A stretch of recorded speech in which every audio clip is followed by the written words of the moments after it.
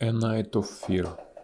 It was now late in the evening, but St. Pierre was not asleep. The sound of guns was getting closer, and the people sat inside their houses behind locked doors.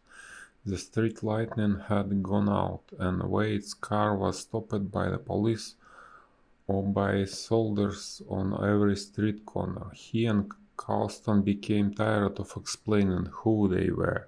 At last they reached the hotel and hurried inside. They found Julie in the bar with some other people. She ran at once into Wade's arms. "Oh, Dave, are you all right? How did you get on?" Wade told her everything that had happened. At the end Julie said softly, "Poor Davy. Nobody believes you about Mabel, do they?" "Well, I do," said Carlston suddenly. Julie smiled at him warmly. Carlston went on, "I think Wade can smell bad weather coming. I am a newsman and I can smell trouble, but I often can't explain why." He looked towards the other people at the bar. "Who are they?" he asked. "I know one of them," said Wade. "The old man, Mr. Rawsthorne, is English. He has lived in the Island for years. The other two are Americans," said Julie. "Mrs. Wormington is on holiday, and the man is Big Jim Dawson, the writer. You must know him. His books are very popular." She turned to Wade. "They all want to go to the US base at Cape Sarat. They think they will be safe from the fighting there." "They won't be safe from Marble," said Wade. "We must all get up into the mountains. Let's go and talk to them." They joined the three people at the bar and began to discuss plans. The American woman was sure that the US base was the safest place on the island. Patiently Wade explained again about the hurricane. The Englishman Rawsthorne looked worried and said, "But it won't be easy to get out of the St. Pierre, you know. The rebels are coming down the Negrita Valley, and I understand that there is a fighting all around the town now." Suddenly Jim Dawson looked out of the window into the street. "Hey, is that your car out there?" he said to Wade. "Because there's 6 policemen trying to take it away and we're going to need it." Wade jumped up and ran out through the hotel door. Dawson followed him. Julie began to follow too, but Carlston caught her arm. "Take it easy," he said. "It's not a good idea to argue with the police tonight. They're frightened, and frightened men are dangerous." They stood in the shadow behind the door and watched through the window. They could see Dawson arguing loudly and Wade trying to stop them. Then one of the policemen shouted, "Spies! Spies! American spies!" and Wade and Dawson were marched away down the street with guns at their backs. Julia looked at Carlston. Her face was white. "They have arrested them. What will happen to them now?" "I don't know," said Carlston, worried. "I think I will go after them. Perhaps I can help." He turned to Julie. "You stay here with the other two. Find a place to hide in the hotel. Don't go out. There will be fighting in the street soon. I will be back as quickly as I can." Then he too disappeared into the dark street. It was a long night. The sound of guns grew louder and louder. After a few hours the big guns stopped, and then there were new noises, the sound of bombs exploding, of soldiers running through the streets, the screams and cries of dying men. Julie Rawsthorne and Mrs. Wormington hid in a small room upstairs and listened to the battle. Julie stared into the darkness and thought about Wade. Was he? What had happened to him? Once they heard soldiers in the hotel bar drinking and shouting and breaking furniture. One morning came, Colston had still not returned, and neither had Wade or Dawson, but early afternoon Julie and Rawsthorn realized that they must leave the hotel and try to get up into the mountains. The frightened Mrs. Wilmington decided to go with them. They took food and blankets and hurried out to Rawsthorn's car, which was parked in a back street. They were not alone. Hundreds of other people were also trying to escape from the fighting in St. Pierre. When the battle for St. Pierre. When Colston left the hotel, the group of policemen with Wade and Dawson had already disappeared. He decided to go to the big police station in the central square of the city and hoped that he would find Wade and Dawson there. But it was not that easy. He had to go all through the narrow back streets, hide while soldiers passed, then move carefully on again, then hide again. When at last he came near the square, he saw that he was too late. There was already a fierce battle going on all around the square. Bullets were flying through the air, and several buildings were already on fire. As he watched, he saw a bomb explode and smoke filled the street. "These are feeble soldiers," thought Colston. "He's reached the center already. By tomorrow his men will control the town. But does he know about Wade's hurricane, I wonder?" Another bomb exploded not far away. Colston turned and ran back into the narrow streets away from the city center. He found an empty shop, climbed in through a broken window, and hid in the back. He was a reporter and had been in battles before. He knew that it would not be safe to come out for several hours. When he did come out, it was early morning. He returned to the central square. The fighting had moved away, but he could still hear the guns. At the corner of the square, he saw an army car with a tall, fair-haired man next to it. The man was wearing the green uniform of Fowell's army. Colston ran up to him. "I need to see Julia Fowell," he said quickly. "Do you know where he is?" The man stared at him. "Yes, I do. I am Manning, his second officer. And who are you?" "Colston, I am a reporter. I have got some important news for Fowell." Manning looked Colston up and down. "Okay," he said, "get in." They both got into the car and Manning started the engine. "What is this news about?" he asked. "This is a man called Wade," began. "There is a man called Wade," began Colston. Wade and Dawson listened to the battle for the St. Pierre for prison. The police had looked them up in a small stone building behind the central police station. This probably saved their lives because at about 4 o'clock in the morning, several bombs hit the police station and most of the building was destroyed. The noise was terrible. Broken glass fell into the room and the walls shook. Wade and Dawson lay on the floor with their arms over their heads.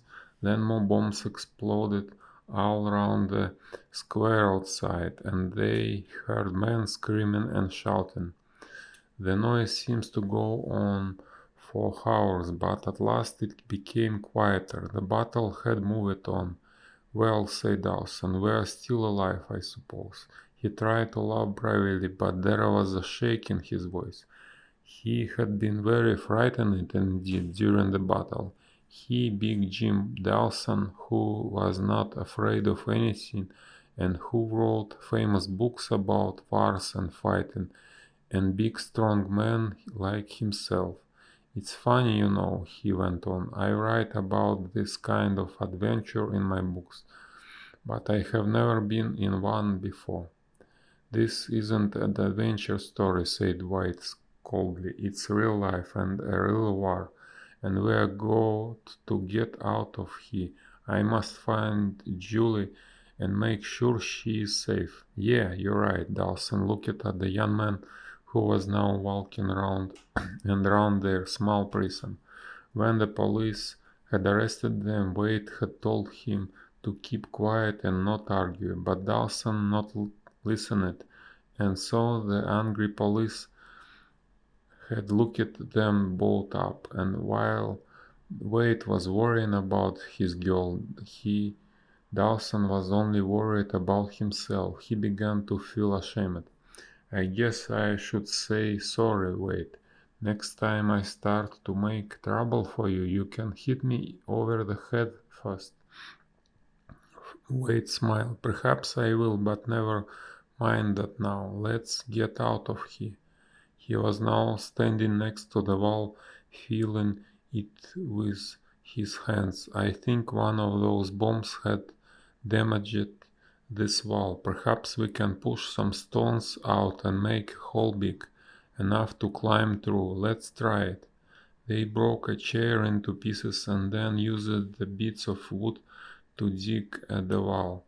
It was hard work and took a long time, but after several hours they had a hole just big enough for a man's body.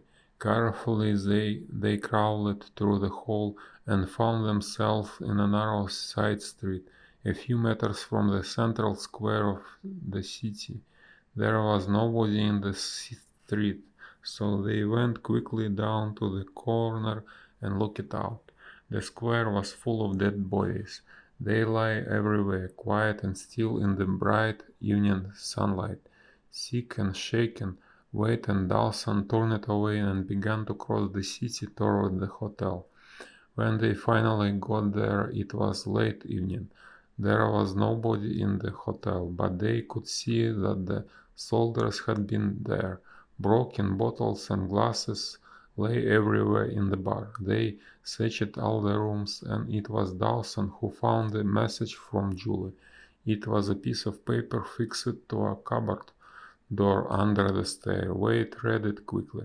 She left with the others at 2 o'clock this afternoon, he said. They went east up into the mountains. I hope they haven't run into another battle. He sounded very tired. Dawson looked at him. Let's find some food and get a few hours sleep before we go after them. Wade stared at the note in his hand. There is something I must do before we leave St. Pierre, he said. I must find Fievel and warn him about the hurricane. They were walking at 3 o'clock in the morning. Soldiers were searching the hotel. Wade and Dawson looked down the stairs and saw a tall, fair-haired man giving orders. He looked up and saw them. I'm looking for a man called Wade, he called. Wade stepped forward. That's me, he said. Who? Fievel wants to see you. Come on. I'm in a hurry. I will explain while we drive. Still half asleep, Wade and Dawson followed him to his car. As they drove, the fair-haired man talked. I'm Manning, Fievel's number 2.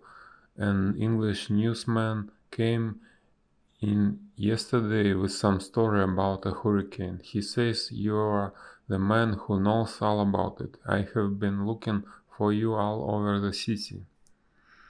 Fievel was using the post office building for his war office. His soldiers had now taken most of the St. Pierre and had driven Syria's army out of the north and southeast. There was still fair fighting on the edge of the city, and smoke from burning buildings rose high into the night sky.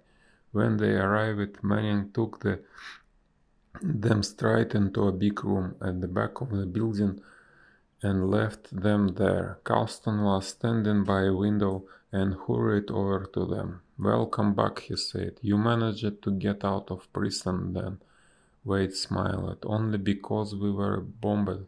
What happened to you? And is Fievel winning this war? I will tell you later, said Causton. Fievel wants to talk to you now. I have told him about Mabel, but I don't think he believes me. At that moment Fievel entered the room, followed by Manning and several other officers. Fievel was a thin but strong-looking man with an intelligent face and very blue eyes. He turned to Wade at once. Mr. Wade, he said politely, I want to hear all about this hurricane of yours. Wade knew that this was his last chance. Fievel must believe him. Wade began to talk. He told Fievel the facts and figures carefully and honestly. He told him about the old man in the hills and about his own strong feeling that Mabel would change directions and hit the island. But you haven't had any new information for nearly 2 days, Manning said. And why hasn't Brooks left the base? I can understand that, said Fievel calmly. Brooks is afraid we will take the base if he leaves, and that the Americans will never get it back. Please continue, Mr. Wade. Wade explained the dangers of floods. There could be a tidal wave from the sea as high as 15 meters, he said. Fievel's eyes suddenly narrowed. Show me, he ordered. He opened a large mouth out on the table. Nowhere below the 25 meters counter line will be safe, Wade said. With a black pen he drew a big circle around St. Pierre. There will be serious floods in the city, on Cap Sarat, and on all the low ground round Santiago Bay, and also up the Negrito Valley, of course. If you are right about this hurricane, said Manning. I am right, Wade said strongly. Mabel will hit San Fernando sometime tonight or tomorrow. Fievel started the map. Then he looked up at Wade.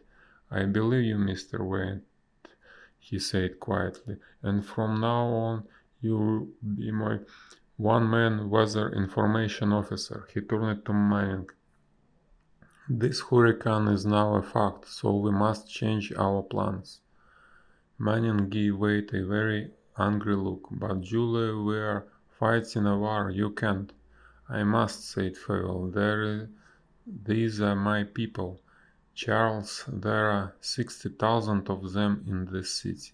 I can take a chance with their lives. Now go away and let me think.